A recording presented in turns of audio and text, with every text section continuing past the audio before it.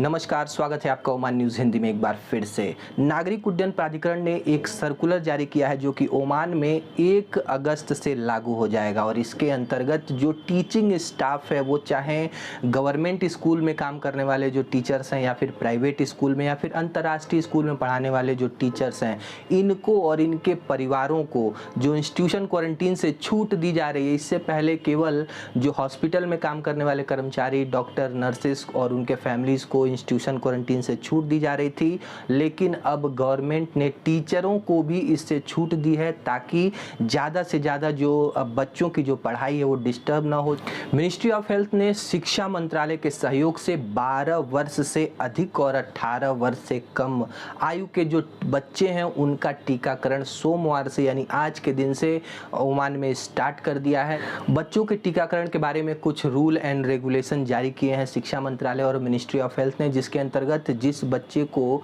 जो मैसेज जाएगा शिक्षण पोर्टल पे वे ही टीकाकरण केंद्र पे आएंगे और उनके साथ केवल एक ही गार्जियन जाएगा, मम्मी पापा दोनों नहीं जाएंगे, कोई एक ही गार्जियन जा सकता है और उस बच्चे की आयु 12 वर्ष से अधिक होनी चाहिए। साथ में बच्चे का जो बर्थ सर्टिफिकेट है उसको भी ले जाना चाहिए और सभी निवासियों प्रवासियों को अपने साथ कार्ड जो रेजिडेंस कार्ड रखना अनिवार्य है और पूछताछ के लिए आपको कुछ नंबर स्क्रीन पे शो किए जा रहे हैं। यदि आपको कोई चीज़ की कंफ्यूजन है तो आप कॉल करके इस पे पता कर सकते हैं। ओमान में एसएमई में काम करने वाले जो प्रवासी कर्मचारियों का वर्क परमिट बनवाने में अब कम खर्च आएगा। जी हाँ, इनके वर्क परमिट के शुल्क में श्रम मंत्रालय ने कटौती की है, लेकिन केवल छोटे व्यवसायियों के यहाँ काम करने वाले कर्मचारी जिनके यहाँ कम से कम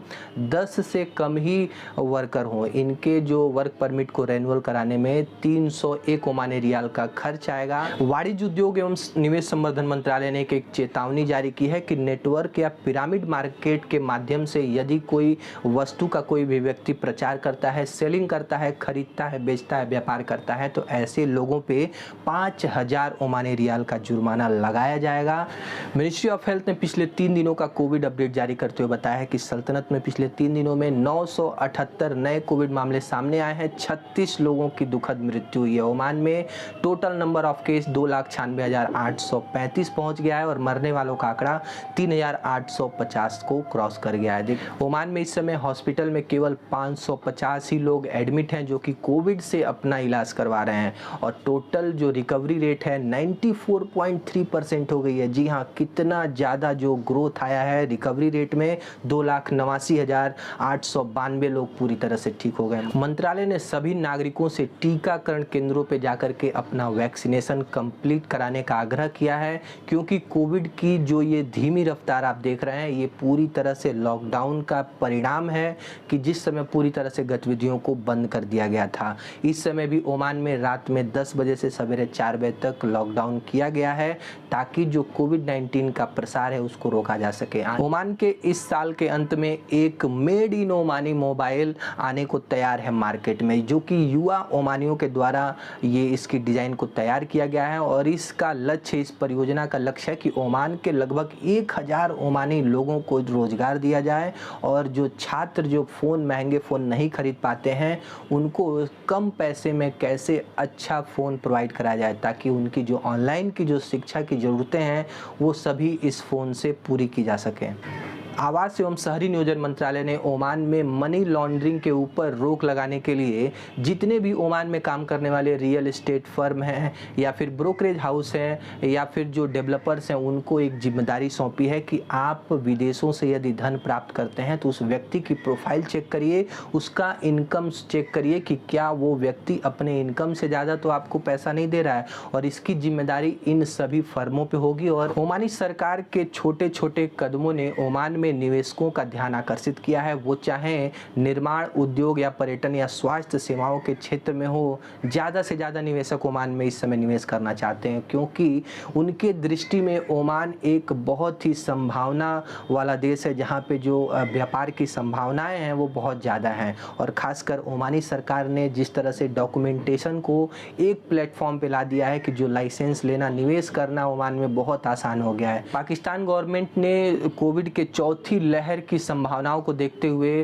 पाकिस्तान में ट्रैवल करने वाले सभी लोगों को जो कि डोमेस्टिक फ़्लाइटों में ट्रैवल करना चाहते हैं उनको कोविड वैक्सीनेशन की जो अनिवार्यता है वो लागू कर दी है। बिना वैक्सीन वाले लोगों को डोमेस्टिक फ़्लाइटों में ट्रैवल नहीं करने दिया जाएगा। नए कोविड वायरस के संक्रमण की वृद्धि के बाद ये फैसला लिया गया। रॉयल ओमान पुलिस ने ओमान के नागरिकों एवं प्रवासियों से एक अपील की है कि जो ओमान में आए दिन गाड़ियों की चोरी सामने आती है उसमें कहीं ना कहीं गाड़ी मालिक की लापरवाही है, क्योंकि आप जल्दबाजी में कोई दुकान से आप सामान खरीदने जाते हैं तो अपनी गाड़ी को चालू हालत में रख के बोलते हैं 2 मिनट में खरीद के आ जाएंगे, और उसी समय का जो फ़ायदा है ये जो चोर हैं उठा लेते हैं और आपकी गाड़ी लेकर के रफू चक्कर हो जाते हैं। तो ऐसे में आपको कहीं शॉपिंग करनी है और भले से एक छोटे से सामान की शॉपिंग करनी है, आप अपनी कार को बंद करिए, उसको बाकायदा लॉक करिए, उसके बाद ही शॉपिंग में जाइए।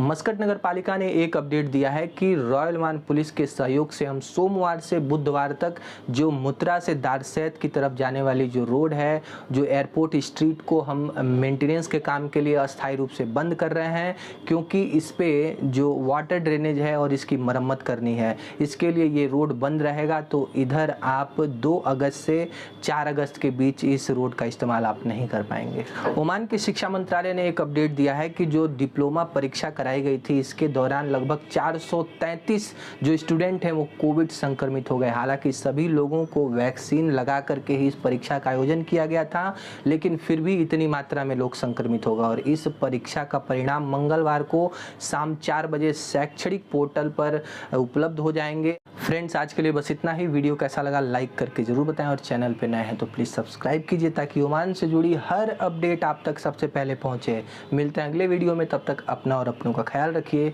नमस्कार।